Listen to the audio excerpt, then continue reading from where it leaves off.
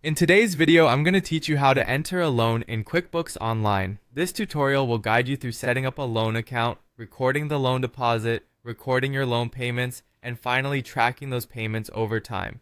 Whether you're new to QuickBooks or just need a refresher, these steps will help you manage your business finances more effectively. Let's dive in. First, let's set up the loan account in QuickBooks Online. Begin by logging into QuickBooks Online.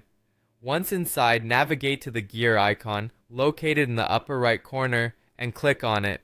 From there, you'll see several options. Select Chart of Accounts under the section titled Your Company. This is where all your financial accounts are managed. Click the New button to start creating your loan account. When choosing an account type, select Liabilities.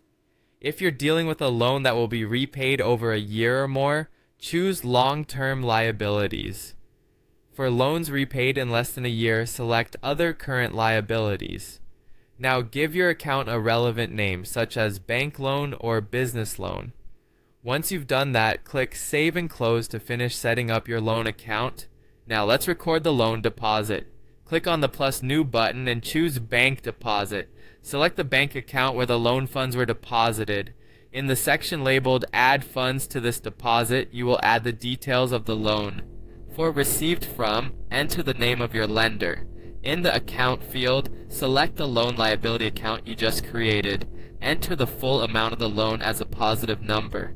This ensures your books accurately reflect the inflow of funds.